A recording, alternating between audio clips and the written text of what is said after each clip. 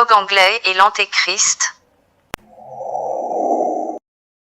À l'ouest de la carte d'Algérie, se tient un chien de garde, un bulldog anglais et sa fameuse croix de Malte, avec l'inscription en spéculaire « Britain Beyond Brexit », en référence avec la sortie du Royaume-Uni de l'Union européenne. Mais ceci peut être en rapport avec le retrait total des forces militaires britanniques installées en Allemagne depuis la fin de la Deuxième Guerre mondiale, prévue pour l'été de l'année 2019. Ce qui est démontré sur le croquis, dans l'opposition du bulldog anglais et la figurine de Poutine, décrivant subtilement la métaphore de l'histoire de Corée qui cherchait querelle à son cousin Moïse. Dont la prophétie, Corée était un contemporain et en même temps le fils de l'oncle paternel du prophète Moïse. Il avait reçu de la part de Dieu une richesse considérable, il vivait parmi son peuple d'une vie de confort et de luxe. Il résidait dans des palais, et il prenait pour lui des serviteurs et des esclaves. Il profitait des plaisirs de ce bas monde pourtant voué à l'anéantissement. Mais Corée n'était pas reconnaissant envers Dieu, il fit preuve d'avarice, lorsqu'il fit appeler à faire l'aumône, il se mit à s'enorgueillir, car il prétendait qu'il avait acquis tous ses biens, seulement par sa science et son mérite. Un jour Corée complotait contre Moïse avec ceux qui le suivaient, il leur disait, « Moïse vous a ordonné des choses et vous lui avez obéi, maintenant il veut prendre vos biens. » Alors ils lui ont dit, « Ordonne-nous ce que tu veux, nous te suivrons. » Il leur a dit, « Je vous ordonne de ramener Sibirta la désobéissante, puis donnez-lui une somme d'argent pour qu'elle prétende que Moïse a voulu faire la fornication avec elle. » Ils firent aussitôt ce qu'il leur avait dit, et lui envoyèrent un seau en or rempli de pièces d'or. Le jour de leur fête, Moïse est sorti leur dire, « Celui qui vole, nous lui coupons la main, celui qui fait la fornication et qui n'était pas marié, nous le fouettons, et s'il s'était marié puis a fait la fornication, nous le lapidons jusqu'à ce qu'il meure. » C'est alors que Corée lui dit, « Et si c'était toi ?» Moïse a dit, « Je demande à Dieu qu'il me préserve de ton mal. Je ne fais pas ces choses abominables. » Corée lui dit alors, « Les fils d'Israël prétendent que tu aurais commis la fornication avec Sibirta. » Alors, il lui répondit, « Amenez-la. » Lorsqu'elle vint, Moïse la conjura par Dieu qui fait couler les mers, qui a révélé la Torah, d'être véridique. Dieu a fait miséricorde à cette femme qui s'est repentie, et elle se déclara innocente de ce qu'il avait attribué à Moïse. Elle leur dit, « Ils ont menti, c'est Corée qui m'a donné une somme pour que je t'accuse d'être fornicateur. » Puis la femme fut tuée par les gens de Corée. Ceci décrit le conflit Est-Ouest qui marqua profondément la seconde moitié du XXe siècle. Suite aux crimes commis par les nazis, l'Allemagne, après-guerre fut placée sous le signe de l'administration des Alliés. À cet égard, la situation géopolitique particulière de Berlin contribua largement à exacerber la conscience des tensions qui existaient entre les deux blocs capitalistes et communistes. Pratiquement aucune autre région du globe n'a connu de confrontation politique, idéologique et militaire aussi visible que le cœur de l'Europe en Allemagne. Toutefois, son sort territorial n'était pas encore fixé lors de la conférence de Yalta. Bien avant la construction du mur, la guerre froide avait fait s'envoler tout espoir de surmonter le statu quo. On se demande d'ailleurs, est-ce qu'une réunification allemande aurait-elle pu être envisageable, après la Deuxième Guerre mondiale? Toutefois, aux yeux de Konrad Adenauer, chef de la CDU dans la zone britannique, le partage de l'Allemagne, en mai 1948, était déjà un fait accompli. Il indiqua que par l'incursion de l'armée rouge et la domination soviétique en Europe centrale et orientale, l'Est avait déjà réalisé ce partage et qu'il appartenait à l'Ouest de le faire cesser. Adenauer avait prévu que l'ancrage à l'Ouest procurerait à l'Allemagne non seulement un soutien face au communisme, mais également la reconnaissance de la part des nouveaux alliés. Néanmoins, les accords signés à Paris en octobre 1954 et l'adhésion de l'Allemagne fédérale à l'OTAN en 1955 et son intégration économique à la communauté des nations occidentales, fondée sur le traité de Rome 1957, aggrave la séparation des deux États allemands et fit éloigner tout espoir de réunification. Une chose est sûre, jusqu'à la fin des années 50, un tel danger existait à peine, des documents sont là pour attester, le débat autour de la note de Staline du 10 mars 1952, dans laquelle l'Union soviétique avait proposé une réunification allemande en échange de sa neutralité. En dépit des critiques visant son intégration occidentale, la crise de 1961, qui suscitait l'adhésion de la population de l'Allemagne fédérale, vise encore à empêcher la population de l'Allemagne de l'Est de quitter l'autre rive. Cette crise menaçait une dégénérescence des tensions vers une troisième guerre mondiale. La conséquence inéluctable fut la construction du mur de la honte le 13 août 1961, et la dislocation de l'élite germanique à l'issue. Mais, la présence du bulldog anglais dans cet endroit précis de la carte géographique, désigne précisément le détroit de Gibraltar, qui relate le conflit géopolitique de grande envergure internationale entre l'Iran et l'Angleterre enclenché en juin 2019, où un pétrolier iranien, accusé de transporter du pétrole à destination de la Syrie, a été retenu par l'armée britannique à Gibraltar. À noter que le détroit de Gibraltar est devenu officiellement une colonie anglaise, la même année de la chute de la régence d'Alger sous la domination française en 1830. Ainsi, la saisie de ce navire est l'un des épisodes de l'affrontement entre Washington et Téhéran, en dépit des sanctions imposées au régime syrien depuis 2011, et auxquelles Londres a été mêlée. 2 semaines après la saisie du pétrolier iranien par les Britanniques, l'Iran avait saisi un pétrolier britannique, dans le détroit d'Ormuz, pour non-respect du Code maritime international. Cet événement est relaté dans les Écritures saintes, quand le riche Israélite nommé Coré, se révolta avec Dathan et Abiram, contre Moïse et Aaron. Il contestait l'autorité que l'Éternel lui avait donnée. Il l'accusait de prendre de lui-même cette autorité afin de régner sur le peuple en disant que lui et son frère Aaron confisquaient le sacerdoce à leur profit. On lit textuellement dans le chapitre 16 du livre des Nombres, versets 17 à 21, Moïse dit à Coré, « Toi et toute ta bande, tenez-vous demain devant l'Éternel, toi et eux, ainsi qu'Aaron. Prenez chacun votre brûle-parfum, mettez-y du parfum et présentez chacun votre brûle-parfum devant l'Éternel. Il y aura 250 brûle-parfums, Aaron et toi, vous prendrez aussi chacun le vôtre. » Ils prirent chacun leur brûle-parfum, y mirent du feu et y déposèrent du parfum, et ils se tinrent à l'entrée de la tente de la rencontre avec Moïse et Aaron. Coré convoqua toute l'assemblée contre Moïse et Aaron, à l'entrée de la tente de la rencontre. Alors la gloire de l'Éternel apparut à toute l'assemblée, et l'Éternel dit à Moïse et à Aaron, « Séparez-vous de cette assemblée, que je les détruise en un instant. » Pour que vous sachiez que la parole divine est unique, le Coran relate ceci encore dans le verset 61 de sourate la famille d'Imran. بسم الله الرحمن الرحيم فمن حاجك فيه من بعد ما جاءك من العلم فقل تعالوا ندع أبناءنا وأبناءكم ونساءنا ونساءكم وأنفسنا وأنفسكم ثم نبتهل فنجعل لعنة الله على الكاذبين. C'est alors que Moïse fit une prosternation, et invoqua Dieu contre celui qui a été injuste envers lui. Dieu lui a révélé ceci, ordonne à la terre ce que tu veux, elle t'obéira.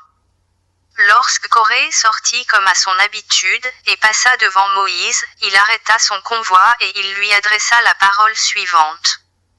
Moïse, tu as eu sur moi le mérite d'être prophète, mais j'ai eu un mérite sur toi par l'argent. Si tu veux, sors et fais des invocations contre moi, je ferai des invocations contre toi. C'est alors que Moïse sortit avec le cœur sûr, se fiant à son Seigneur. Corée commença à faire des invocations, mais cela ne lui fut pas exaucé. Et Moïse dit, ô Dieu, ordonne à la terre qu'elle m'obéisse aujourd'hui. Dieu l'exauça. Moïse a dit, ô terre prends-les tous. Et la terre prit Corée le maudit et les mauvais qui étaient avec lui, jusqu'à leurs pieds, puis jusqu'à leurs genoux, puis jusqu'à leurs épaules. Et enfin la terre trembla sous sa maison et ce qu'elle comprenait de trésors.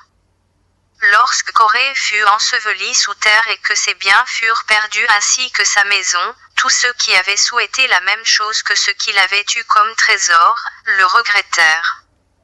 Et ils remercièrent Dieu, de ne pas avoir fait d'eux comme Corée, des injustes oppresseurs et orgueilleux que la terre aurait ensevelis. Le Coran nous informe en ces termes de l'attitude qu'il adopta à l'égard de ses compatriotes. Bismillahirrahmanirrahim. فخرج على قومه في زينته قال الذين يريدون الحياة الدنيا يا ليت لنا مثل ما أوتي قارون إنه لذو حظ عظيم وقال الذين أوتوا العلم ويلكم ثواب الله خير لمن آمن وعمل صالحا ولا يلقاها إلا الصابرون فخسفنا به وبداره الأرض فما كان له من فئة ينصرونه من دون الله وما كان من المنتصرين وأصبح الذين تمنوا مكانه بالأمس يقولون ويكأن الله يبسط الرزق لمن يشاء من عباده ويقدر لولا أمن الله علينا لخسف بنا ويكأنه لا يفلح الكافرون. Ces versets nous donnent une description claire et limpide et qui remet tous les pions sur le même échiquier. Le clan sioniste oligarque, avec l'Occident, Angleterre, France et Allemagne, face au clan des modérateurs de la Russie et la Chine avec l'Iran et la Syrie comme alliés. Les conséquences du conflit irano-britannique qui va aboutir à une déchéance totale du capitalisme ainsi que la destruction du cœur du système monétaire rothschildien basé à Londres, seront la preuve tangible démontrant la véracité des prophéties biblo-coraniques. Néanmoins, l'étymologie du mot « Britain » provient d'un vieux mot britannique signifiant « les gens du dessin » en rapport avec des gens qui portaient des peintures de guerre ou des tatouages. Le tatouage est pratiqué dans le monde entier depuis plusieurs milliers d'années, notamment chez les pharaons d'Égypte. Il est considéré comme un rite de passage, marquant le changement de statut social ou sexuel d'un individu. C'était aussi un mode de marquage utilisé pour l'identification des esclaves, des prisonniers ou des animaux domestiques. De nombreuses momies tatouées sont découvertes en Égypte, dont les plus anciennes datent de 3000 ans avant Jésus-Christ. La majorité dont le sexe a pu être identifié sont des femmes, à l'exception des hommes qui sont tatoués sur le visage. On trouve des similitudes matérielles entre l'univers de l'Égypte ancienne pharaonique et celle de la couronne britannique, dont le souverain du royaume tient toujours un sceptre impérial de la main droite pendant le couronnement et lors de cérémonies officielles. Ce sceptre est connu pour avoir, sur sa partie supérieure, le plus gros diamant du monde. un des symboles monarchiques dont l'origine remonte à l'ère pharaonique. On lit dans le verset 10 de Sourate l'Aube du noble Coran, et Pharaon, l'homme aux épieux. Le mot coranique, awtad, cité en arabe est un signe descriptif particulier au genre de pharaon, en rapport direct avec un épieu ou un pal porté par le roi pharaon, appelé aussi sceptre ou kopèche en égyptien, et qui servait comme une arme de guerre chez les pharaons. Il était porté comme signe de pouvoir lors des cérémonies officielles de couronnement, schématisées sur plusieurs hiéroglyphes. Telle la commémoration du pharaon Séti I de la 19e dynastie, agenouillé pour recevoir le kopèche, devant le dieu Amon-Ra, pareil à l'utilisation du joyau sceptre, lors de la commémoration de la reine du Royaume-Uni, Élisabeth II. Mais pourquoi le bon Dieu tire notre attention sur ça? La défaite de Pharaon est annoncée dans le Coran, précisément dans les versets 91 et 92 de Sourate Jonas, comme suit, maintenant, alors qu'auparavant tu as désobéi et que tu as été du nombre des corrupteurs. Nous allons aujourd'hui épargner ton corps, afin que tu deviennes un signe à tes successeurs. Cependant beaucoup de gens ne prêtent aucune attention à nos signes. La préservation du corps de Pharaon à laquelle le Coran fait référence, est une révélation extraordinaire. À l'époque, au début du 7e siècle de l'ère chrétienne, les gens n'avaient aucune notion de l'existence de cadavres de Pharaon.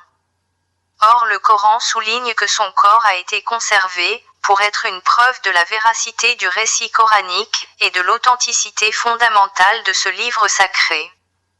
À votre avis, qui sont ces gens qui viennent après lui, désignés par le bon Dieu dans ce verset?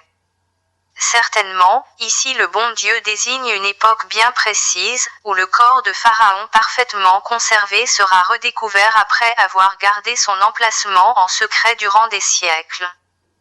Désignant ainsi l'ère de découverte des secrets pharaoniques, comme étant l'ère où règnent ces derniers successeurs pharaoniques des fins des temps. Selon le docteur Bucaille, l'étude d'un corps momifié de Pharaon Minepta, découvert en 1898, par Lorette à Thébésée, dans la vallée des rois en Égypte, plaide pour dire que Minepta serait le pharaon de Moïse. Ce qui peut d'ores et déjà être arrêté de cette étude est la constatation de lésions osseuses multiples, avec des pertes de substances importantes et présence de sédiments de sel, dus le plus vraisemblablement d'une noyade, ou de traumatismes très violents, ayant précédé son engloutissement dans la mer, ou les deux simultanément. Une autre découverte archéologique du corps de Pharaon momifié fut découverte en l'an 1922, celle du tombeau de Toutankhamon réalisée par le Britannique Howard Carter. Ces apparitions au début du XXe siècle est le grand signe à ceux qui le succèdent dans notre époque, quelques années de près de la création du mouvement sioniste et peu avant la chute de la califat islamique et l'emprise judéo-saoudienne sur le Moyen-Orient, la Mecque et Palestine. Ainsi l'apparition du corps de Pharaon noyé et gardé momifié, juste à notre époque n'est qu'un signe divin de l'emprise mondiale par la secte maçonnique judéo-chrétienne sioniste et l'émergence du nouveau ordre pharaonique mondial. بسم الله الرحمن الرحيم الآن وقد عصيت قبل وكنت من المفسدين فاليوم ننجيك ببدنك لتكون لمن خلفك آية وإن كثيرا من الناس عن آياتنا لغافلون. L'interprétation correcte du mot composé, Brexit, n'est pas comme il semble être une contraction d'un mot créé récemment, British, et exit, utilisé pour la première fois par le magazine The Economist, pour désigner la sortie volontaire avec ou sans accord d'une appartenance à une assemblée.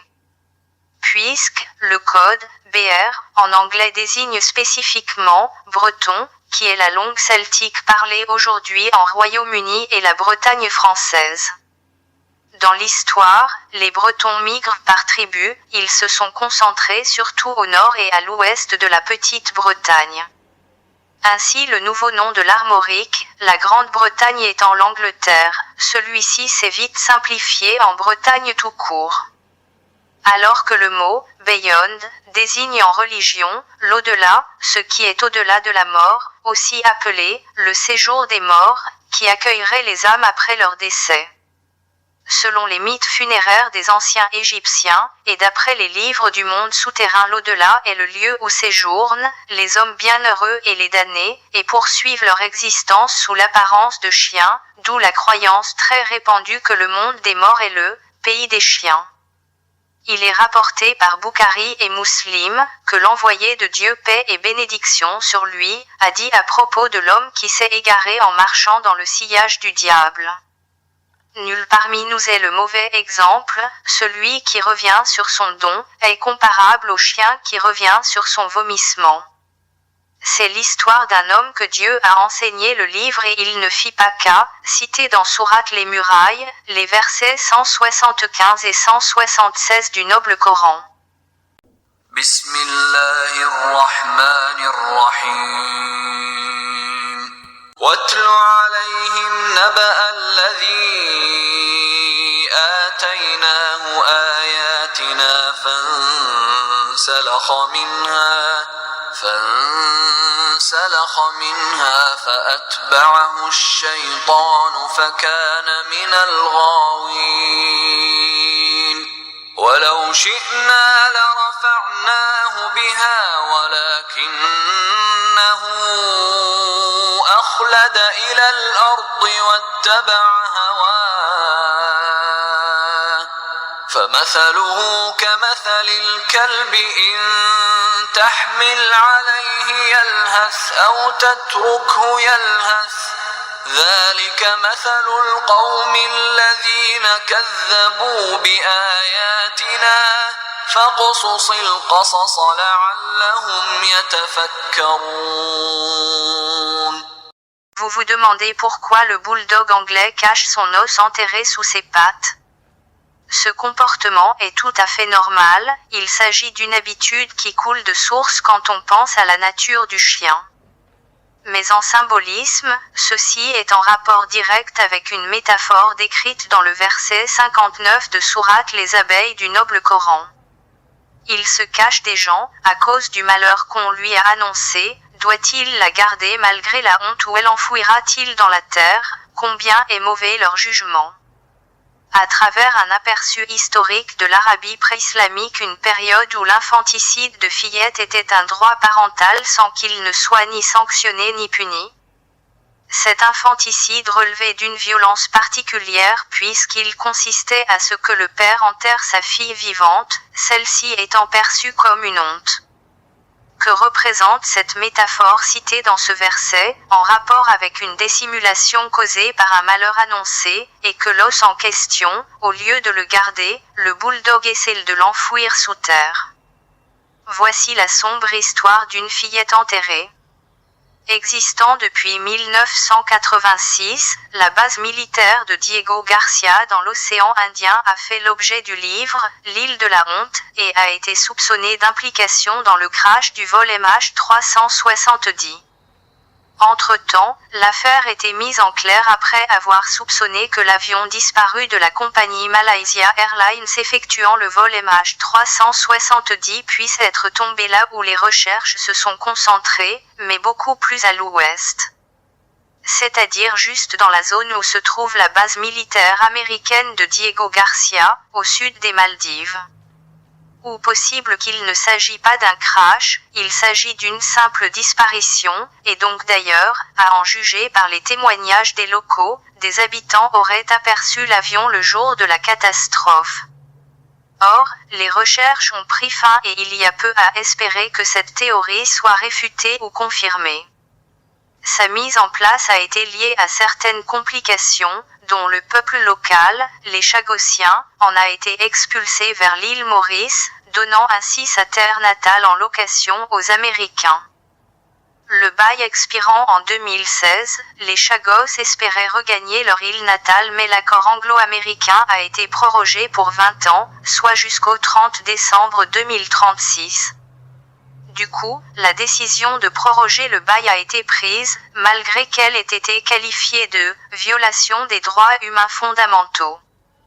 En mai 2019, l'île Maurice veut récupérer l'archipel à travers une résolution en ce sens, non contraignante mais à forte valeur politique, a été adoptée par 116 pays. Les Chagos se trouvent au cœur d'un litige vieux de 5 décennies. Cette résolution serait un camouflet historique pour le gouvernement britannique et un sérieux coup de frein à la stratégie militaire dans l'océan Indien des États-Unis. L'ONU a en effet, via une résolution, avec une forte majorité, demandé de rétrocéder sous 6 mois à l'île Maurice l'archipel des Chagos, qui accueille la base stratégique britannico-américaine de Diego Garcia. Ibn Kathir a rapporté un hadith prophétique, parlant de l'Antéchrist ou Al-Dajjal, que la majorité de nos exégètes se sont déviés complètement du sens voulu derrière son interprétation et de la compréhension juste de sa portée eschatologique concrétisée dans notre époque.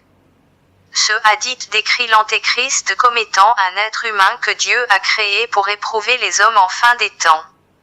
Il en égarera beaucoup à travers lui, et en guidera beaucoup. Il n'égarera cependant que les pervers. Il conquérera les pays les uns après les autres, et fera tomber les citadelles une à une, contrée après contrée, région après région. Il ne restera pas une terre sans qu'il ne la foule du sabot de sa monture et de son pied, sauf Bakka ou Médine, c'est-à-dire la terre sainte de Jérusalem, où il y restera ou y accédera 4 fois ou durant 4 jours, répartis comme suit, une fois ou un jour comme une année, une fois ou un jour comme un mois, une fois ou un jour comme une semaine, une fois ou un jour équivalent à ces jours. Ici les 40 jours cités par nos exégètes ne collent pas au hadith, puisqu'ici le prophète paix et bénédiction sur lui, nous détaille les 4 fois ou les 4 reprises de séjour de l'Antéchrist en Terre Sainte, une fois durant une année, une fois durant un mois, une fois durant une semaine, puis une dernière fois durant les jours équivalents au nombre des reprises de son séjour, c'est-à-dire la durée de 4 jours et non de 40 jours. De quoi il nous renseigne ce hadith prophétique? Si ce n'est qu'il comporte dans son contenu des indicateurs géographiques et temporels en rapport direct avec la terre sainte de Bakka ou Médine, qui sera foulée par l'Antéchrist, contrairement à ceux qui disent que ce hadith concerne 2 autres villes décrites comme étant saintes et sacrées, à tort et par mensonge, et que Makka et Yatrib seront inaccessibles à leur Dajjal. Sinon comment pourront-ils contredire ce verset coranique, qui dénonce clairement leur complot avec l'Antéchrist lui-même, et leur manigance contre l'islam et les musulmans, cités dans le verset 107 de Sourate le Repentir.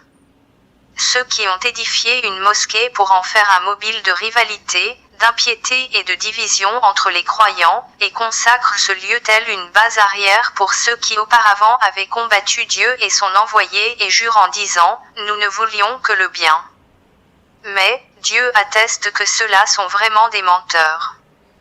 Ceux-ci décrit explicitement leur sanctuaire de la Mecque, qui était édifié et protégé par leur Dajjal aux vues et aux écoutes de tous les musulmans du monde. Et que le bon Dieu lui-même atteste dans ce verset, qu'ils sont les pantins du grand menteur ou Al-Dajjal. Pour confirmer ce qu'en vient d'avancer, soyez patients jusqu'à la fin, et détaillant la symbolique suivante, bien figurée dans notre croquis. Le buste du chien porte un drapeau anglais, formé d'une croix rouge sur un fond blanc. Cette croix porte le nom de croix de Saint Georges, l'officier romain qui a vécu en terre sainte de la Palestine. Alors, qui est Saint Georges? Saint Georges ou Georges de Lydda est un martyr du IVe siècle, selon l'Église catholique et orthodoxe, il est le saint patron de la chevalerie chrétienne, du royaume de Grande-Bretagne depuis l'an 800. Il est principalement représenté en chevalier qui terrasse un dragon et fait ainsi figure d'allégorie de la victoire de la foi chrétienne sur le démon. tant son habileté que l'origine palestinienne de sa mère, incite les autorités romaines à lui confier le commandement de la région militaire réputée difficile, la Syrie-Palestine. On raconte qu'après la mort de sa mère, Saint Georges distribue sa fortune personnelle aux pauvres et projette un pèlerinage en Terre Sainte sur les lieux de la Passion du Christ. En cours de route, il passe par Lydda, où il met fin aux agissements d'une bande de pillards dirigée par un certain Nafre, dont le nom signifie dragon, qui soumet la population locale à un tribut de 2 moutons, ou bien d'un esclave par jour. À l'abri dans des marais, ils anéantissent par surprise les troupes envoyées à plusieurs reprises par ce Nafre contre la ville. Ils débarrassent alors celle-ci du dragon, tuant celui-ci d'un seul coup de son épée, ou de sa lance, ce qui permet de capturer sa troupe et de rétablir à nouveau le calme dans la région. Par la suite, il est condamné à mort pour avoir détruit une tablette sur laquelle figure l'édit impérial dédié au culte d'Apollon. Il est décapité un jour de fête à l'âge de 22 ans. Dans la tradition arabo-musulmane, le prophète Girgise s'identifie au personnage biblique au nom de Saint Georges.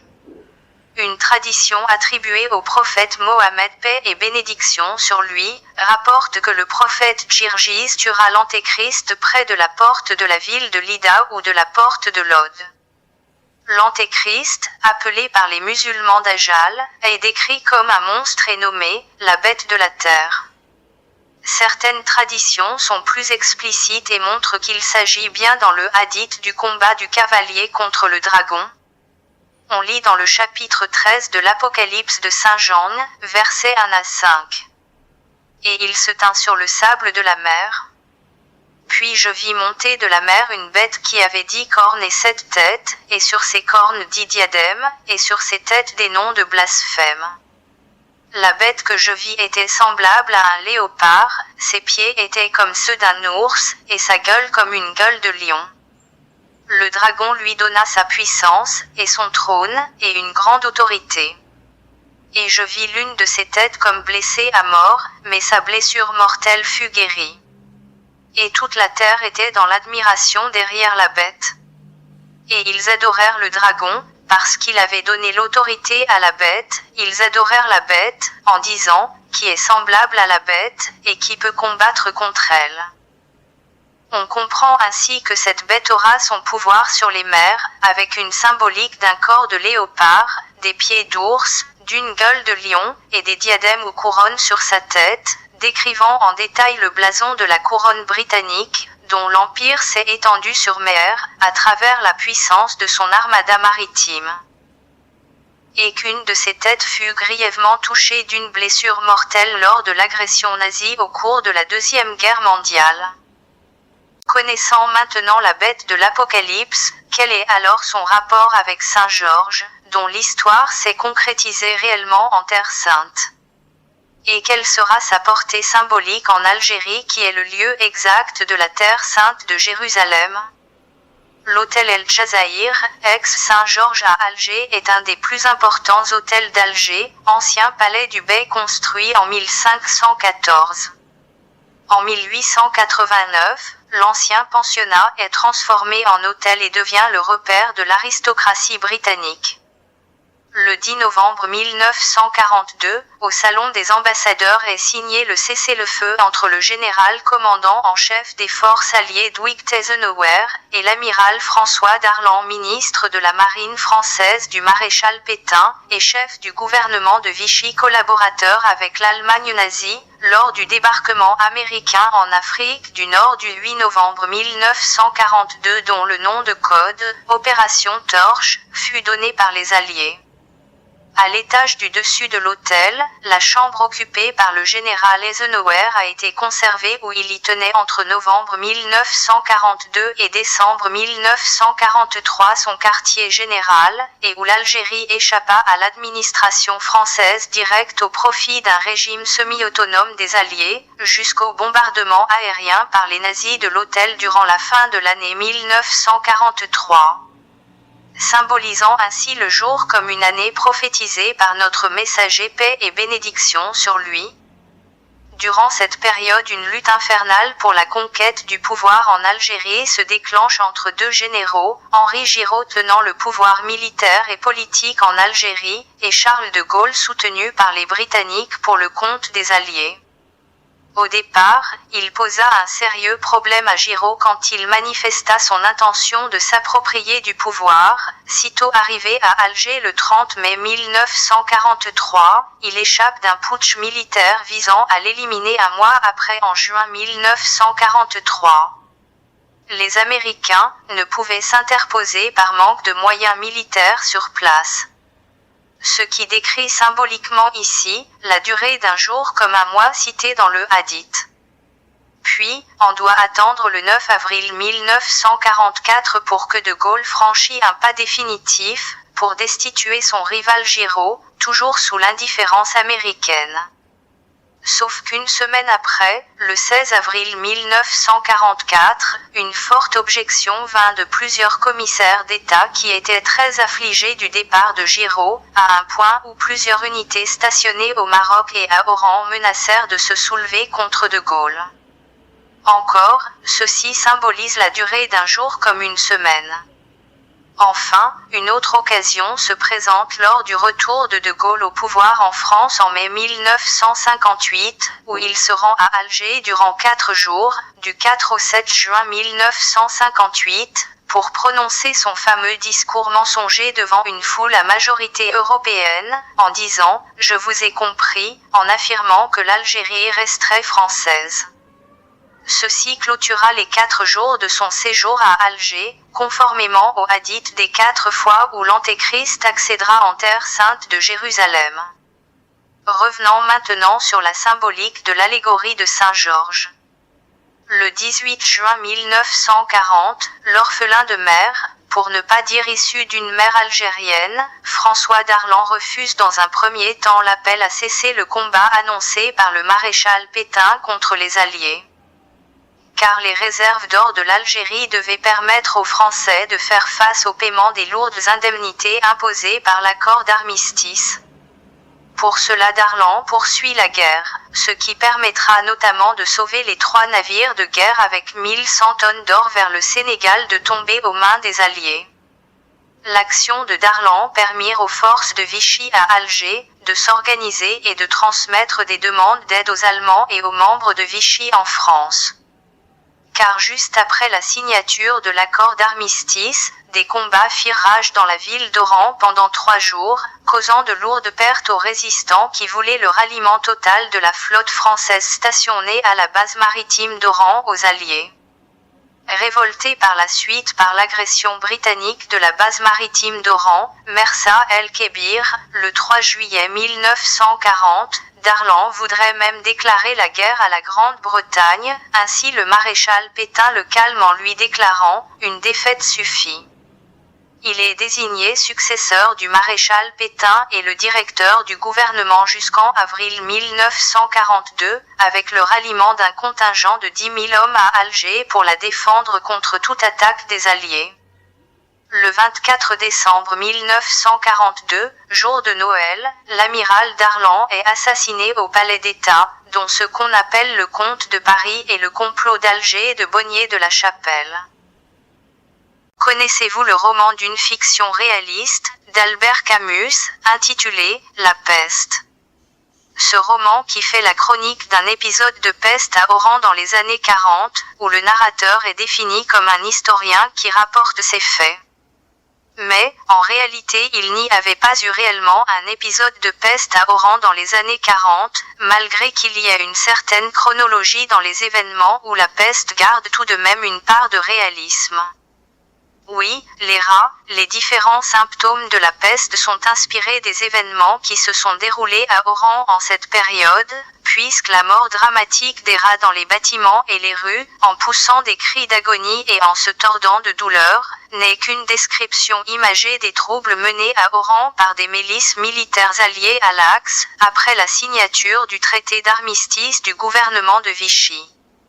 Sinon, quel est l'intérêt de raconter une épidémie de peste à Oran, dans un roman publié en 1947, et qui juste après, permit à son auteur de recevoir le prix Nobel de littérature. Alors que d'ores et déjà, ce projet a été réfléchi bien auparavant, depuis avril 1941, comme en témoignent les carnets d'Albert Camus, où il décrit encore la peste non comme une maladie dévastatrice, mais plutôt d'une épidémie libératrice. Encore la fin du roman est une mise en garde, car l'écrivain explique que le germe responsable de la peste dort seulement, et peut revenir dans un futur proche, mais la ville insouciante, fête pour l'instant sa victoire. Au final, c'est bien plus qu'une histoire de peste mais une allégorie d'une guerre contre le mal absolu. Un autre hadith authentique du prophète paix et bénédiction sur lui qui détaille le siège du Médi et de ses compagnons, à l'intérieur du temple de Jérusalem en fin des temps. Ce hadith précise une condition temporelle, synchronisant à un cataclysme terrestre aux frontières de la ville sainte de Médine, et qui annoncera le départ de l'Antéchrist, ainsi que les hypocrites vivant à l'intérieur de Médine avec lui. Rapporté dans Boukhari et Muslim, d'après Anas, le prophète paix et bénédiction sur lui a dit: pendant que l'Antéchrist campera tout près de la ville, la terre de Médine tremblera, et les hypocrites résidant jusqu'ici dans la ville en sortiront et rejoindront le trompeur. Le prophète a ajouté à 3 reprises: ce sera le jour de la délivrance. Ses compagnons lui demandèrent: qu'est-ce que le jour de la délivrance au messager de Dieu? Il répondit: l'Antéchrist montera au-dessus du mont Abshi, il regardera Médine et dira à ses compagnons: est-ce que vous voyez ce palais blanc? Il dira: ceci est la mosquée d'Ahmed. À noter que la ville de Médine ne désigne nullement Yatrib, le prophète paix et bénédiction sur lui aurait dit: il doit implorer la grâce de Dieu celui qui nomme Médine Yatrib, elle s'appelle Taba. Il aurait répété cette dernière phrase 3 fois. Médine désigne plutôt la ville d'Orchalim, qui sera libérée en fin des temps, la ville aux 7 portes qui comporte la mosquée au minaret blanc. Ainsi cette libération est décrite dans la Bible, précisément dans le chapitre 116 du livre de Psaumes, versets 13 à 19. J'élèverai la coupe des délivrances, et j'invoquerai le nom de l'Éternel. J'accomplirai mes vœux envers l'Éternel, en présence de tout son peuple. Elle a du prix, aux yeux de l'Éternel, la mort de ceux qui l'aiment. Écoute-moi, ô Éternel. Car je suis ton serviteur, fils de ta servante. Tu as détaché mes liens, je t'offrirai un sacrifice d'action de grâce, et j'invoquerai le nom de l'Éternel. J'accomplirai mes vœux envers l'Éternel, en présence de tout son peuple, dans les parvis de la maison de l'Éternel, au milieu de toi, Jérusalem, louez l'Éternel. Encore le hadith cité, décrit parfaitement une date particulière où il y aura la délivrance des musulmans de Médine du joug de l'Antéchrist.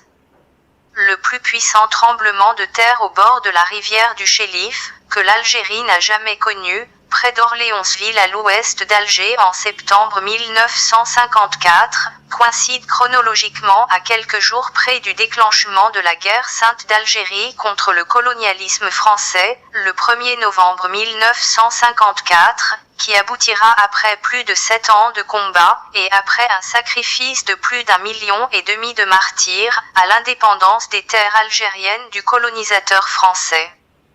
Ainsi fut le secours du Seigneur aux croyants endurants, cité dans le verset 214 de sourate La Vache du noble Coran. Bismillahirrahmanirrahim. Am hasibtum an tadkhulul jannata wa lamma ya'tikum mathalu alladhina khalaw min qablikum مستهم البأساء والضراء وزلزلوا حتى يقول الرسول والذين آمنوا معه متى نصر الله ألا إن نصر الله قريب. Sauf que l'eschatologie islamique décrit bel et bien 3 séismes qui feront expulser les hypocrites de Médine, tel le soufflet de forge qui chasse les impuretés du fer. selon les Saintes Écritures, Dieu a promis un pays où coule le lait et le miel propice à ses vaillants serviteurs. Le Jourdain est une limite qu'il faut passer pour rejoindre le royaume de Dieu. À cet endroit où eut lieu aussi la dernière apparition du prophète Jésus ressuscité à ses disciples, puisque c'est la rive de la Terre Sainte.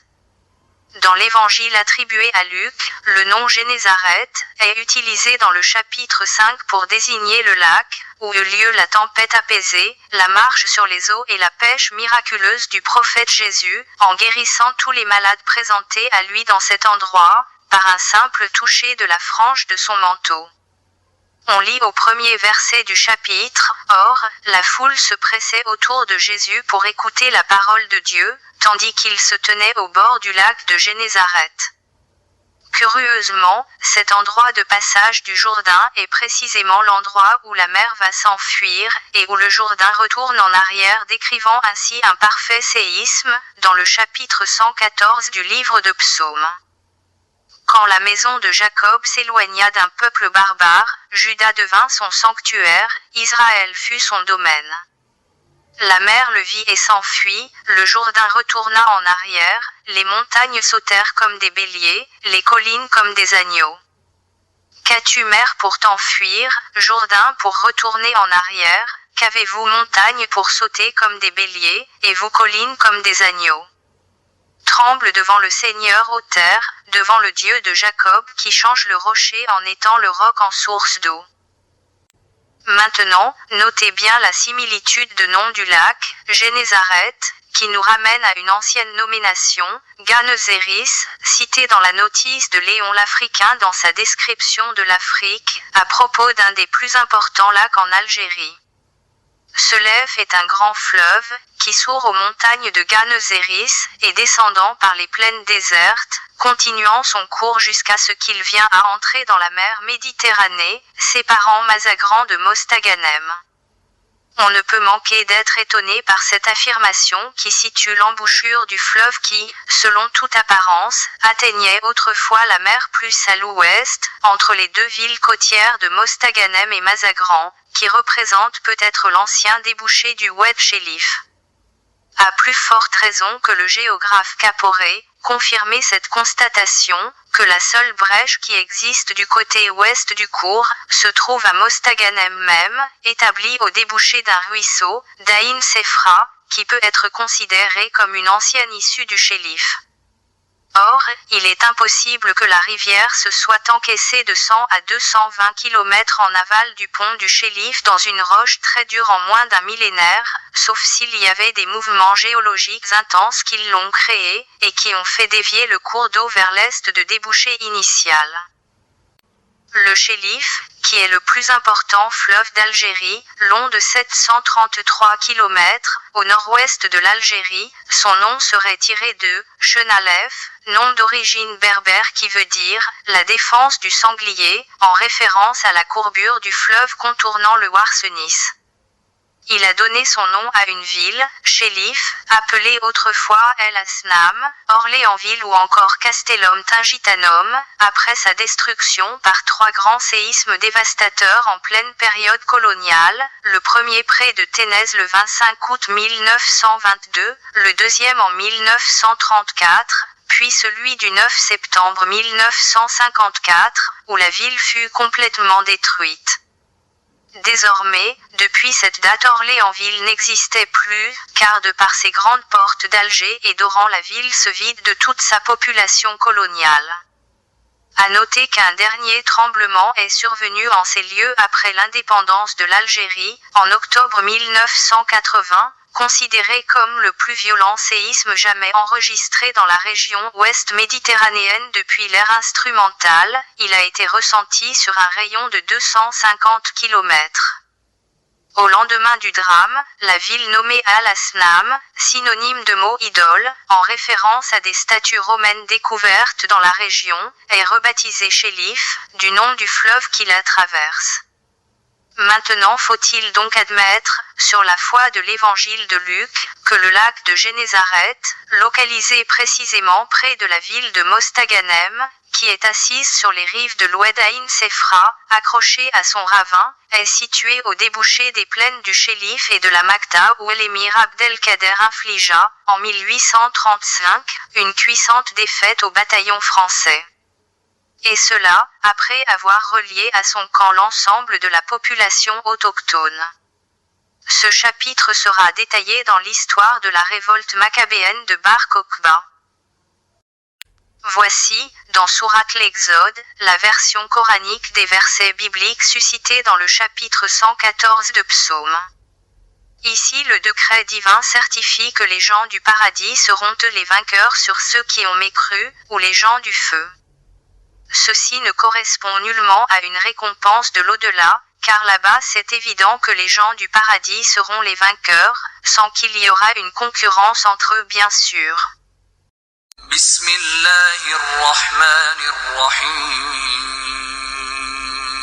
لا يستوي أصحاب النار وأصحاب الجنة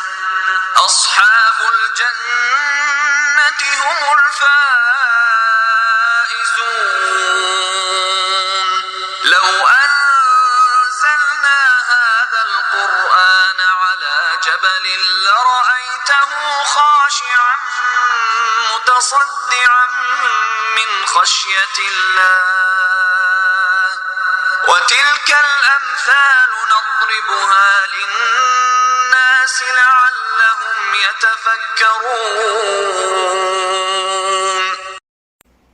Les tentations de Jésus dans le désert comptent parmi les plus importantes citations dans le 4e évangile de Matthieu. Dans le livre de Marc, il est dit que l'Esprit pousse Jésus au désert, dans lequel il est tenté 40 jours par Satan, vivant parmi les bêtes sauvages, avec des anges qui le servent. C'est le diable en personne qui tente Jésus, 3 suggestions lui sont faites. Transformer des pierres en pain, pour calmer sa faim, se jeter du sommet du temple de Jérusalem pour voir si Dieu le protège et retient sa chute, et enfin s'incliner et se prosterner devant le diable, pour obtenir le pouvoir sur tous les royaumes du monde. Jésus refuse à chaque fois en citant un passage du livre du Deutéronome, le diable le quitte, et des anges viennent le servir. Penseriez-vous alors que les tentations de Jésus ne sont que des métaphores divines, en rapport direct avec des événements historiques récents, qui se sont déroulés en Terre sainte d'Algérie? Eh bien, oui, et voici leurs détails énumérés. 1. Tentation de transformer les pierres en pain, et l'incitation à faire manne dans le désert. Ceci nous révèle un pan de l'histoire jusque-là enfoui dans l'oubli collectif des mémoires algériennes, qui ne retiennent de l'émir Abdelkader que sa dimension de héros de guerre et de penseur soufi, plutôt que de l'envisager, dans sa reddition, sur le versant simplement humain, celle d'un homme qui souhaitait sauver les siens d'une mort certaine. Après maintes défaites françaises, ce fut le début des revers sur l'armée de l'émir Abdelkader, notamment après l'adoption par la France d'une guerre dévastatrice et d'une politique de terre brûlée, dont le but, selon le maréchal Bugeaud, n'est pas de courir après les Algériens, ce qui est fort inutile, il est d'empêcher les Algériens de semer, de récolter, de pâturer, de jouir de leurs champs, disait-il. Grâce à cette politique, l'ennemi français a réussi par l'arme de la famine, à faire détourner les combattants de leurs armes, et de soumettre par traîtrise certaines tribus sur tout le royaume chérifien qui après avoir soutenu l'émir au début de sa révolte, il le lâche après sommation française. D'où la révélation divine dans le verset 25 de Sourate le repentir du noble Coran.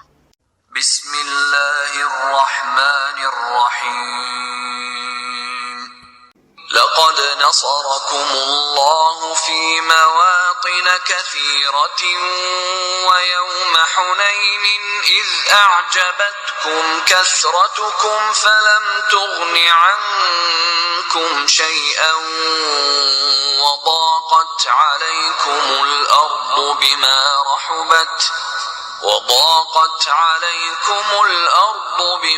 رحبت ثم وليتم مدبرين. 2. tentation de sauter en bas du temple, et l'incitation à commettre un suicide en rapport avec le temple. Ce qui est déshonorant à la sacralité du temple est de prier en son sein autre divinité que Dieu l'unique, ce qui aboutit inéluctablement à sa destruction totale. Encore, le fait d'obstruer le sentier du temple de Dieu ou de rendre le chemin qui y mène tortueux, décrit parfaitement un événement historique exceptionnel qui s'est déroulé lors de l'inauguration solennelle du canal de Suez en novembre 1869, dont l'objectif principal de ce projet est l'obstruction définitive de l'ancienne route terrestre du pèlerinage vers le Maghreb.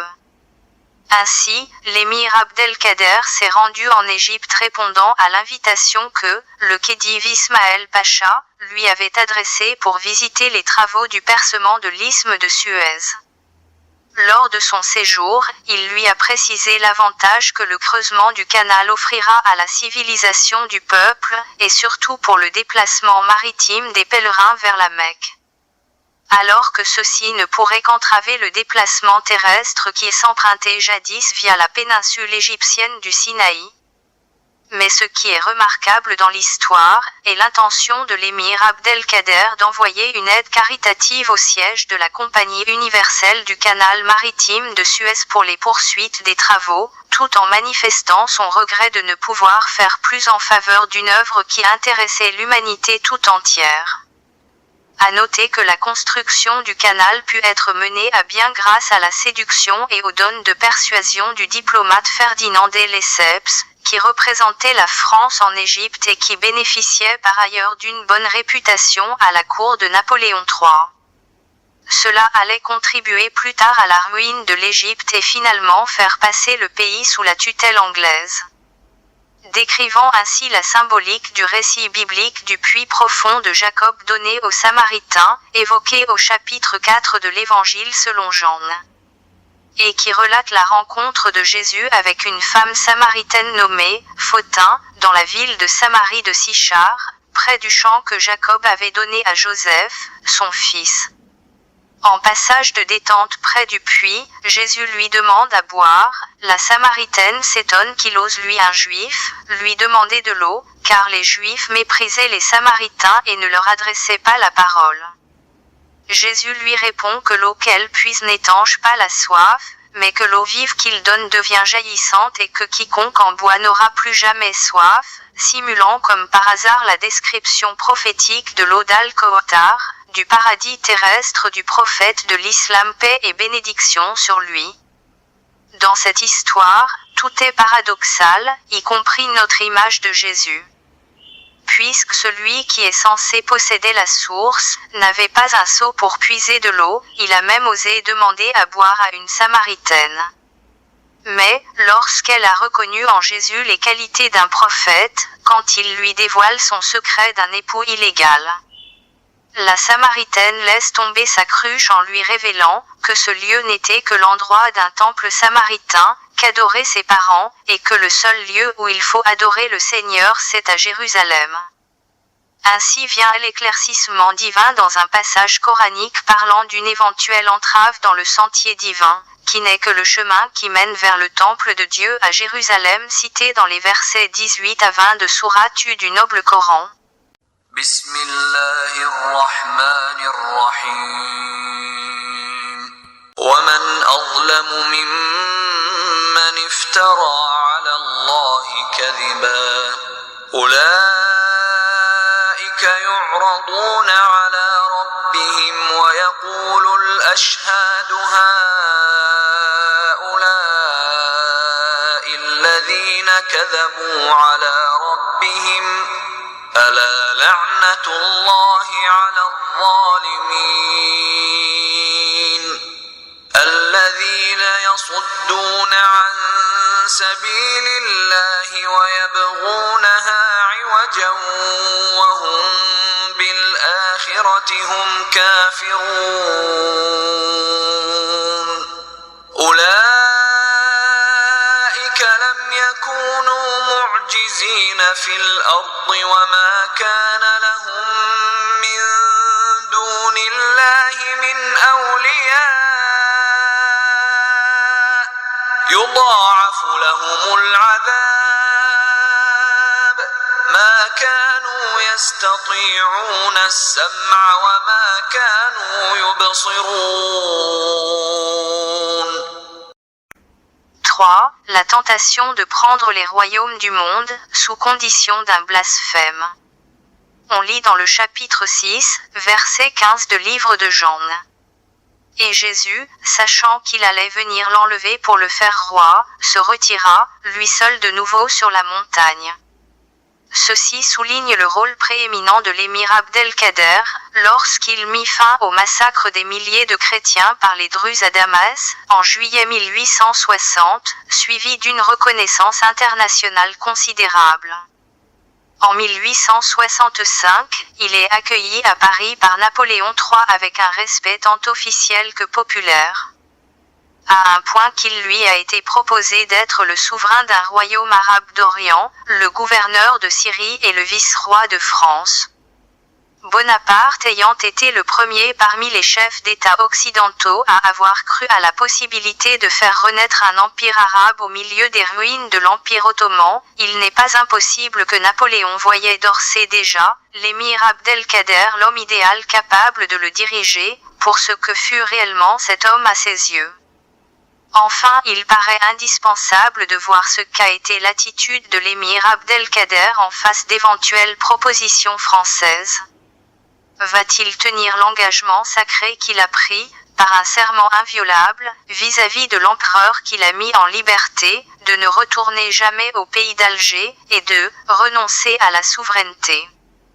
Ni les honneurs du monde entier que lui vaudront la protection qu'il accordera aux chrétiens lors des émeutes de 1860 à Damas, ni les offres d'un royaume arabe, ni son intérêt pour les travaux de creusement du canal de Suez, ne le détourneront plus de sa marche vers Dieu, sur le chemin étroit du Tasawwuf, dans le sillage de son maître, Ibn Arabi.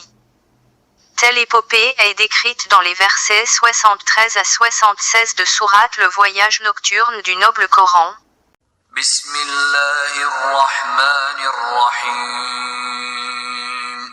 Wa in kadu la yaftinunaka 'anil ladhi awhayna ilayka litaftari 'alayna ghayrahu wa idhan lattakhadhuka khalila.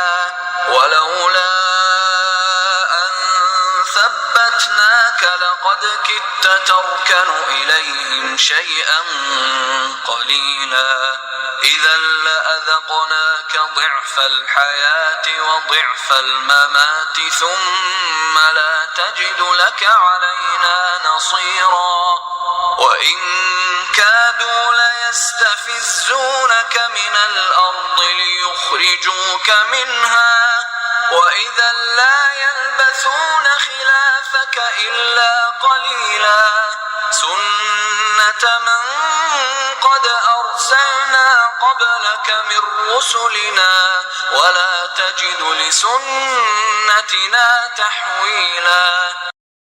Al-Bukhari a rapporté le hadith d'Abu Huraira, d'après le messager de Dieu paix et bénédiction sur lui, qui dit: L'heure ne viendra pas, tant que le Fils de Marie ne descendra sur vous, en tant que juge juste, et guide spirituel, avec la loi divine, qui brisera la croix, et tua le porc, et rien n'est accepté des gens du livre, sauf l'islam ou l'épée. Ceci est confirmé par un ensemble de textes juridiques, où Dieu Tout-Puissant précisera dans son livre, que la venue de Jésus fils de Marie est un grand signe de l'heure, dans Sourate l'ornement. Et en effet, c'est la connaissance de l'heure, alors ne la confondez pas, mais suivez ce chemin droit. Selon Moudjahid, ce verset traduit que l'émergence de Jésus fils de Marie, en terre sainte surviendra juste avant le jour de la résurrection. Et sa descente en terre sainte avec une gouvernance islamique, est la preuve de l'anéantissement proche de ce monde, et de l'arrivée de l'heure, car il l'en est, le signe ultime. Ce que le confirment aussi, les événements cataclysmiques documentés de l'heure, qui surviennent miraculeusement sur terre, dès l'année de la mort, de l'édificateur de la vraie califat islamique en Algérie, l'émir Abdelkader en 1883. Quand le volcan Krakatoa produisait l'une des éruptions les plus dévastatrices de l'histoire. L'éruption volcanique du Krakatoa, de l'an 1883 à Java en Indonésie, jetée dans l'oubli de l'histoire, simulait jadis le souffle des trompettes de déclenchement de l'heure, et a fait croire à la fin du monde terrestre par l'ensemble des habitants de la Terre à cette époque. Du fait de l'émission du plus fort bruit sonore au monde, qui restait gravé en mémoire, jamais entendu par les humains. Ces détonations ont éjecté environ 25 km3 de roches et faisant exploser le volcan, et l'île tout entière, a été estimée à l'équivalent de 200 mégatonnes de TNT, soit 4 fois plus que la Tsar Bomba soviétique, la plus grande explosion de bombes thermonucléaires jamais réalisée. Le jour du 27 août 1883 fut cependant le moment de l'infamie pour le Krakatoa. Ce matin-là, 4 énormes explosions se produisirent. Celles-ci étaient chronométrées en effet en 2 séries d'échos sonores à travers des vastes régions terrestres, l'une de 5h30 à 6h44 et l'autre de 10h02 à 10h41 de l'heure locale. Chacune avait ses propres conséquences de violence, mais les ondes de pression atmosphérique dues à la soudaineté et à l'ampleur des détonations, placent à elles seules cette éruption dans le livre des records. On pense que la deuxième série est le son le plus fort entendu à l'époque historique, car le son, au centre de la détonation elle-même a été calculé comme étant d'un niveau inimaginable de 310 décibels. Il a été entendu sur 1/10 de la surface de la Terre, notamment enregistré à Perth, à 3110 km au sud, et tout au long de l'océan Indien, et à 4800 km près de l'île de Maurice. À tel point que l'onde de pression atmosphérique a été enregistrée plusieurs heures de suite sur des appareils, à l'autre bout du monde, en Europe et aux États-Unis.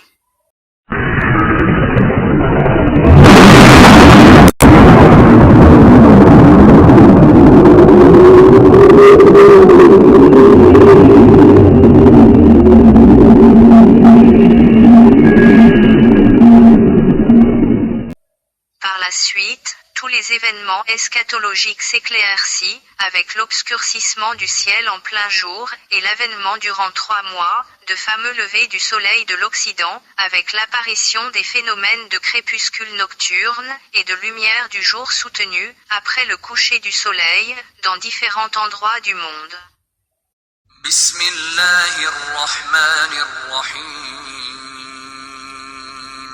وما قدر الله حق قدره والأرض جميعا قبضته يوم القيامة والسماوات مطويات بيمينه سبحانه وتعالى عما يشركون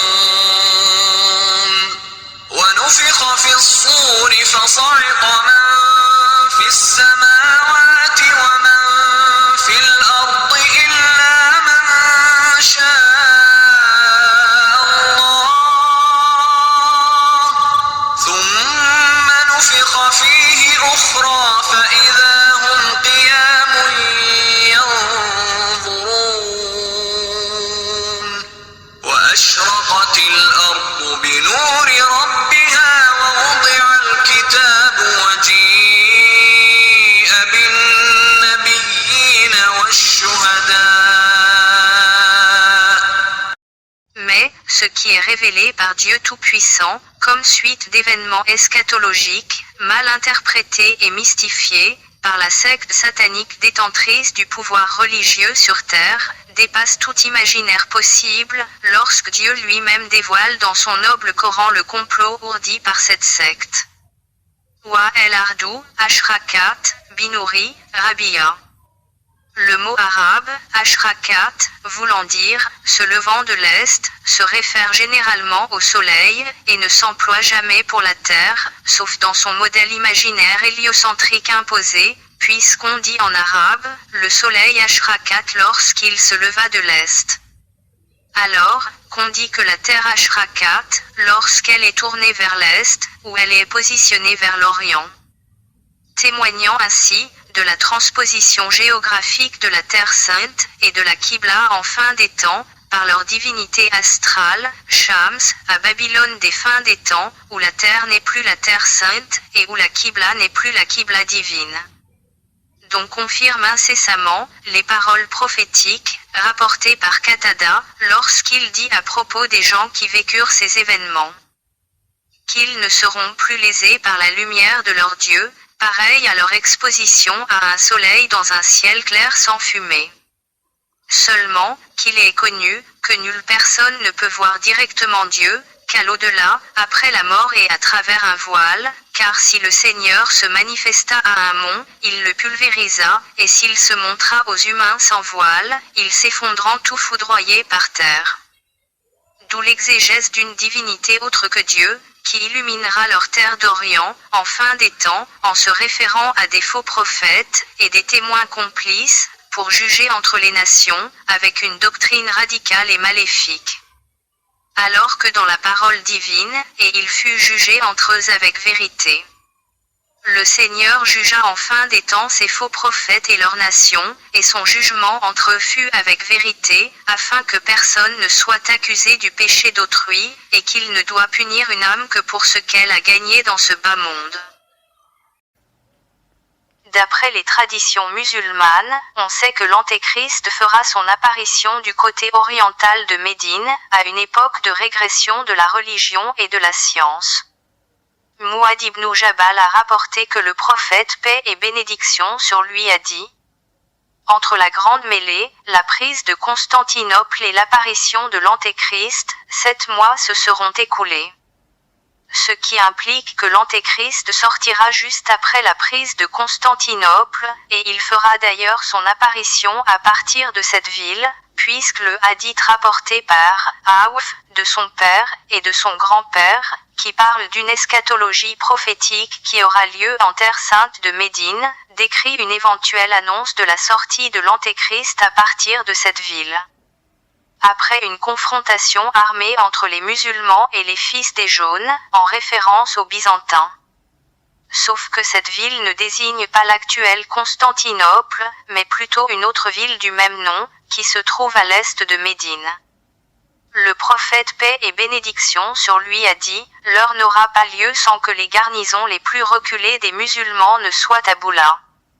Puis il appela: ô mon fils Ali, vous combattrez les fils des jaunes, et ceux qui viendront après vous les combattront jusqu'à ce que l'élite de l'islam, ceux qui ne craignent pas d'être blâmés pour la cause de Dieu, aillent à leur rencontre. Ils conquéreront Constantinople en proclamant la louange et la gloire de Dieu, puis s'empareront d'un butin extraordinaire qu'ils répartiront à l'aide de leurs boucliers. Surviendra un héros qui lancera: l'Antéchrist est apparu chez vous, mais ce sera un mensonge. Celui qui prendra du butin aura du remords et celui qui le laissera aura des regrets, à cause de l'hésitation provoquée par cette annonce mensongère. On déduit ainsi à partir de ce hadith, qu'il y aura 2 confrontations armées entre les Byzantins et les musulmans, une première au temps du calife Ali, puis une deuxième avec ceux qui viendront après eux, désignés par le prophète tels des élus du peuple musulman, ceux qui ne craignent pas d'être blâmés pour la cause de Dieu. Les garnisons les plus reculées des musulmans sont précisées dans un autre hadith prophétique, comme étant les armées musulmanes du Maghreb, qui viendront de l'ouest, portant des habits de laine, dit Azabi as-Soufi, et qui conquièrent auparavant la péninsule ibérique, ou Al-Andalus. Encore, ce hadith d'Ibn Majah a le même contexte narratif d'un autre hadith qui parle du lieu de cette confrontation près d'un fleuve nommé Dabik el-Hamak. Ces hadiths révèlent tous les deux le nom de la ville, d'où sort l'Antéchrist, à savoir Constantinople, et cela après que les musulmans de Médine auront déposé leurs armes, ou pendu leurs épées aux oliviers, et que Satan criera faussement parmi eux, que l'Antéchrist a pris votre place dans vos familles. Et que les musulmans sortiront donc de Constantinople, après avoir eu des discordes à propos du butin de cette ville. Ce même paradoxe se trouve aussi décrit dans les Écritures bibliques, lorsqu'elles nous rapportent les détails des 2 révoltes en terre sainte menées par le peuple de la Judée pour libérer la ville du temple du jour roumain. Justement, à la suite de l'échec de la première révolte judéenne contre Rome, et de la destruction du deuxième temple de Jérusalem, on trouve dans les sources historiques de Masada, rapportées par l'historien Flavius Joseph, en tant que témoin oculaire des événements de la révolte juive contre les Romains, la description du siège puis de la chute de la forteresse de Masada. Joseph décrit la décision d'un suicide collectif des Zélotes en masse à la forteresse, juste après l'envahissement de ses remparts par les Romains. C'est à ce stade que Flavius Joseph raconte les discours du chef des Sicaires, Éléazar ben Yaïr, sur le thème de la liberté, et comment il valait mieux mourir que d'être esclave de Rome. Il est dit que par tirage au sort, il fut attribué à plusieurs des hommes de tuer ses congénères, et de présenter leur corps pour que les Romains les voient en suicidaires. Selon Joseph, seule une vieille femme et quelques enfants qui se cachèrent dans une grotte survécurent pour raconter l'histoire. Rappelant là encore du récit biblique, de Hérode le Grand, qui a été placé sur le trône de Jérusalem par les Romains. Pour consolider sa souveraineté, il parvient à mettre sa famille en sécurité à Masada et va chercher du renfort des Nabatéens de Pétra, installés en Idumée, afin de retirer le pouvoir politique aux prêtres qui dirigeaient la Judée depuis le début de l'époque du Second Temple.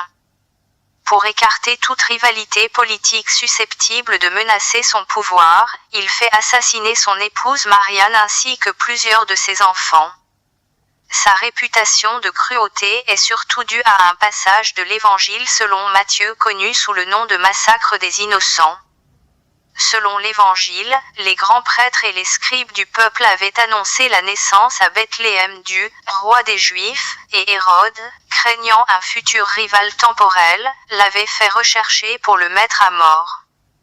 Ne l'ayant pas trouvé, il ordonna la mise à mort de tous les enfants mâles de la bourgade âgés de moins de 2 ans, espérant qu'ils seraient du nombre.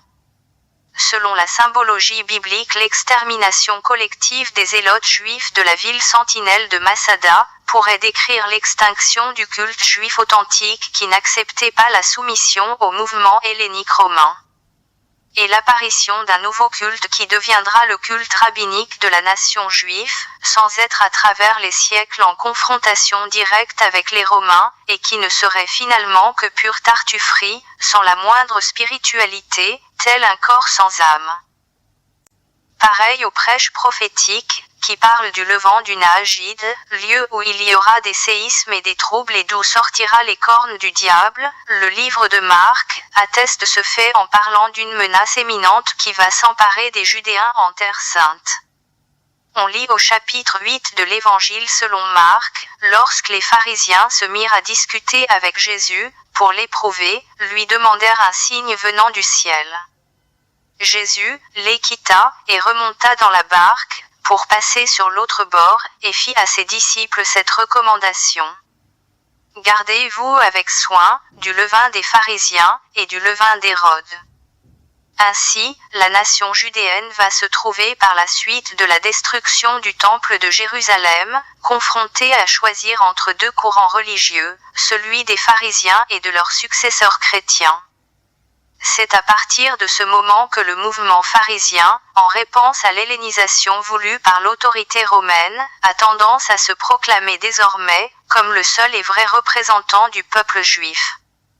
Les pharisiens constituent un groupe religieux et politique des juifs fervents, apparu lors de la période hasmonéenne, qui au fur et à mesure, est parvenu à s'imposer face aux institutions antérieures, et surtout à marginaliser, pour ne pas dire exclure, tous les autres courants qui existaient alors avant la chute du Second Temple. Mais, au regard du christianisme, le pharisaïsme représente la décrépitude de la religion, et de la dégradation de la loi de l'Ancien Testament. Ils sont considérés aux yeux des chrétiens, tels des hypocrites au cœur plein d'orgueil, d'ambition et de méchanceté. Jésus les a maudits et injuris pour leur marchandage dans la cour du temple, et ils seront même accusés d'être les co-auteurs de sa mort. À noter que l'étymologie du mot pharisien, du latin pharisaeus, issu d'un adjectif hébreu qui veut dire les séparés ou plutôt, les séparateurs. Ils sont ainsi nommés dans le Coran, parce qu'il se forçait à se séparer des autres courants religieux, en se proclamant comme étant les plus pieux dans le respect sourcilleux de la loi juive, et en se distinguant des autres chrétiens par leurs zèles religieux. بسم الله الرحمن الرحيم إن الذين فرقوا دينهم وكانوا شيعا لست منهم في شيء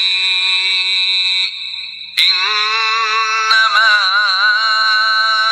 أمرهم إلى الله ثم ينبئهم بما كانوا يفعلون. Maintenant, posons-nous des questions logiques. Vous, qui êtes musulmans, le colonisateur français vous laisse-t-il la liberté de votre culte? Pouvez-vous faire vos prières dévouées à Dieu l'unique en toute liberté? Conservez-vous vos établissements religieux, comme vous les aviez auparavant? Les Français n'ont-ils pas fait disparaître tout cela, en le substituant avec un nouveau culte dans l'Algérie coloniale?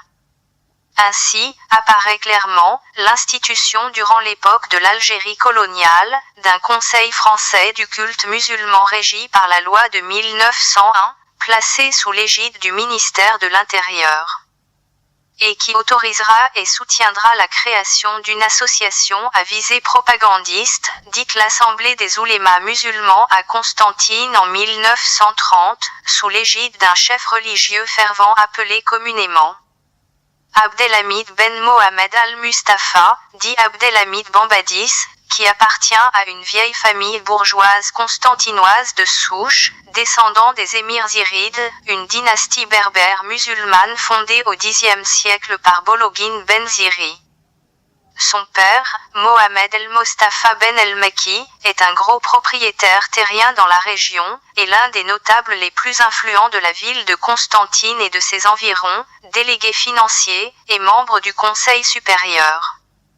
Il est nommé Bachaga et grand dignitaire de la Légion d'honneur en 1924, et commandeur en 1926, puis grand officier de l'ordre de l'Étoile d'Anjouan en 1927.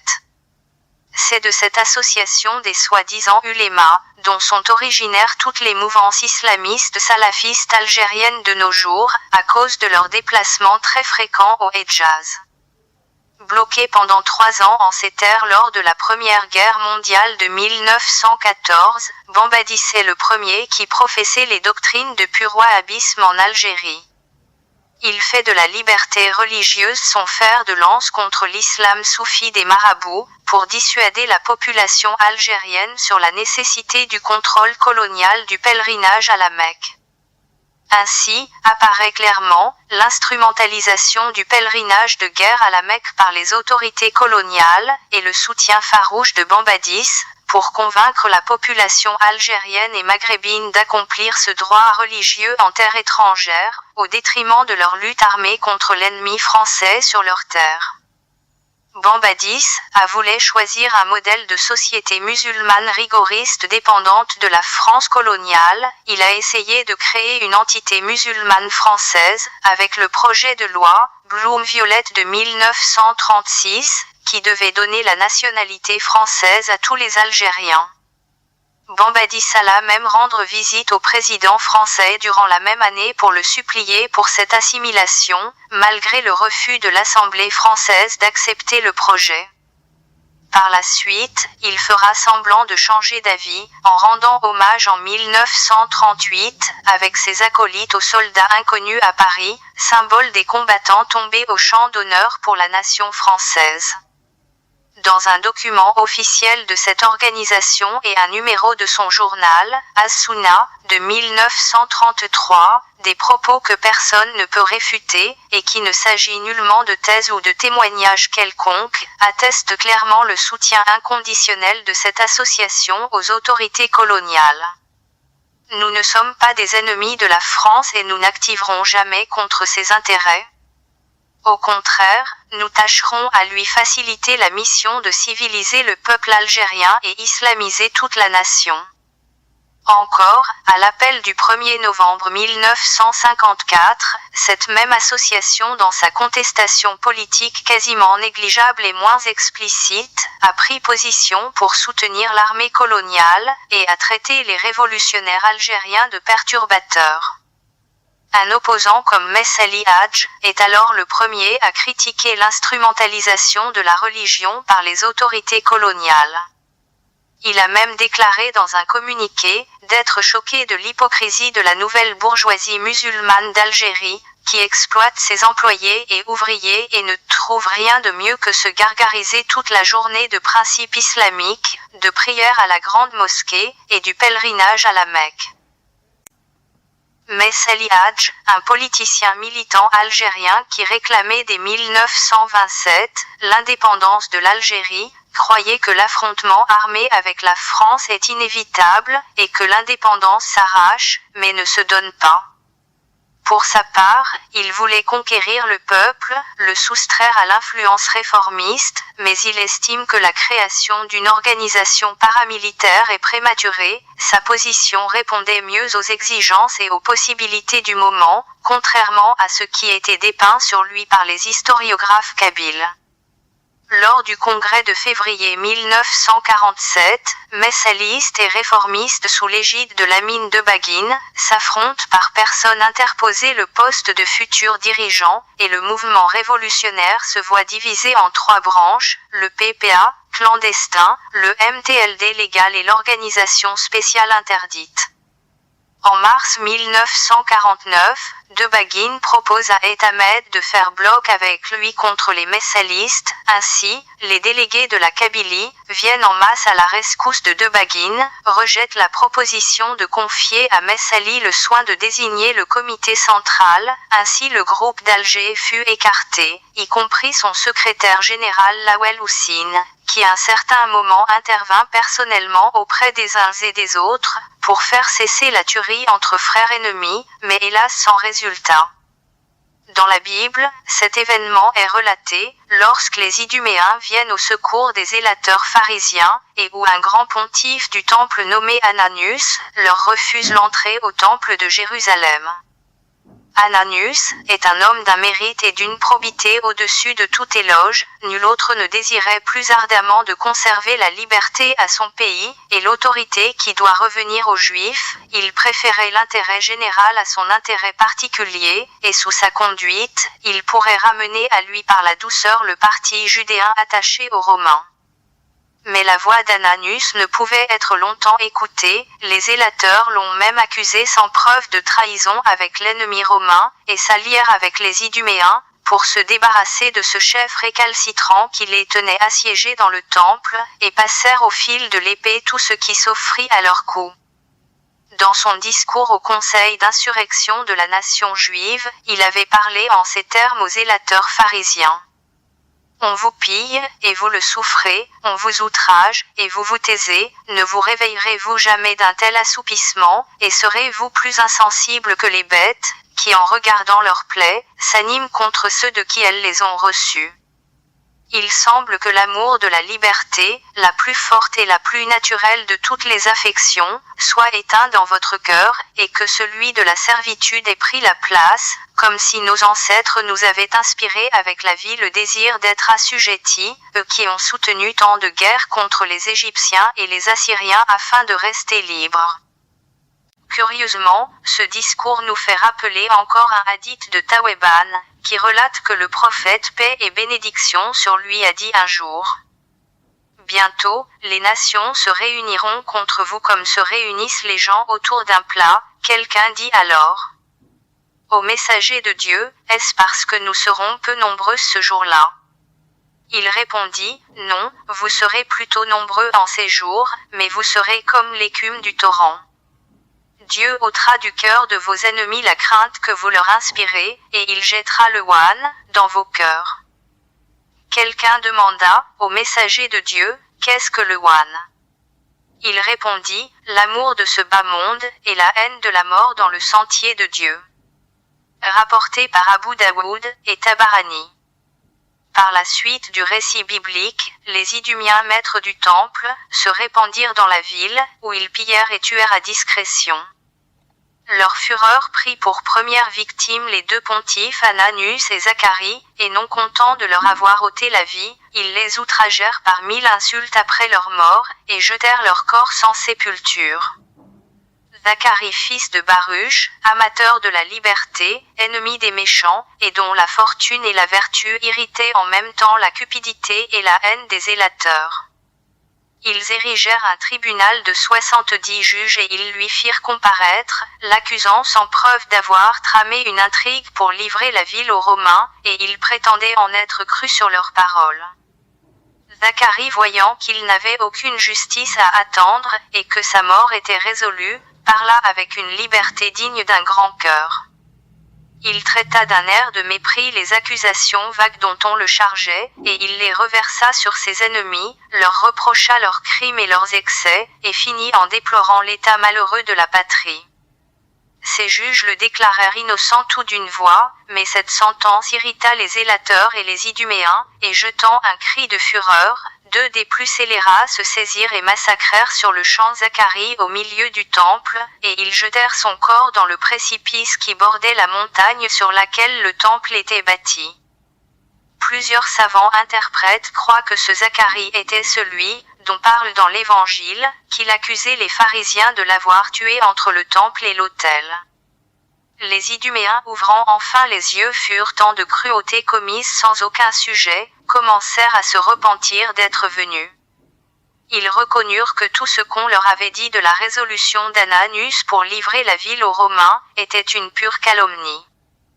Tandis que les Romains furent pendant le tranquille spectateur de tous les différents mouvements qui agitaient si violemment les Juifs, ils les laissèrent se détruire les uns les autres telle une victoire aisée, car s'ils se mêlent en pareille circonstance, ça réunirait contre eux tous les partis qui maintenant par la rage avec laquelle ils sont acharnés à s'exterminer mutuellement, diminuant d'autant les forces de la nation. Ceci se réfère essentiellement aux événements obscurs de novembre 1956 que s'esquisse une politique de terrorisme urbain à la capitale d'Alger, décidée surtout après le congrès de la Soumam.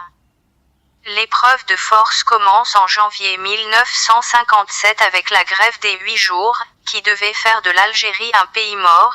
Ben Midi, originaire des Aurès surnommé El Hakim, ou le Sage, croyait que l'heure de la victoire était proche. Le colonel Sadek parle même d'un Dien bien fut à Alger, mais le tournant funeste de Ben Midi change complètement le tournant des choses. El Arbi fut arrêté par l'armée française le 23 février 1957, après avoir été dénoncé par ses compagnons d'armes selon le témoignage de ses proches. Il sera par la suite exécuté sans procès, ni jugement, ni condamnation, par le général Ossarès, en mars 1957. L'avocat nationaliste, Ali Boumendiel, a déclaré que c'est Ossarès qui ordonne à l'un de ses commandos parachutistes de le jeter dans le vide du haut d'un 6e étage. Il ne fallait surtout pas, explique-t-il, que le premier chef de l'ALN de la zone autonome d'Alger soit jugé par un tribunal, ce qui aurait entraîné des répercussions internationales. Voire, le cas de sa défenestration, n'était-elle pas, aussi, le moyen de dissimuler les traces compromettantes de torture? Là aussi c'est un exemple utile à méditer, la dernière lettre de Silarbi Ben Midi, écrite avant son exécution, au mois de février 1957. Je voudrais être soumis à ces tortures, pour être sûr que cette chair misérable ne me trahisse pas. J'ai la hantise de voir se réaliser mon plus cher désir car, lorsque nous serons libres, il se passera des choses terribles. On oubliera toutes les souffrances de notre peuple pour se disputer des places, ce sera la lutte pour le pouvoir. Nous sommes en pleine guerre et certains y pensent déjà, des clans se forment, tout ne va pas pour le mieux. Oui, j'aimerais mourir au combat avant la fin. Bismillahirrahmanirrahim. لقد أخذنا ميثاق بني إسرائيل أرسلنا إليهم رسلا كلما جاءهم رسول بما لا تهوى أنفسهم فريقا كذبوا وفريقا يقتلون وحسبوا ألا تكون فتنة فعموا وصموا ثم تاب الله عليهم ثم عموا وصموا كثير منهم والله بصير بما يعملون.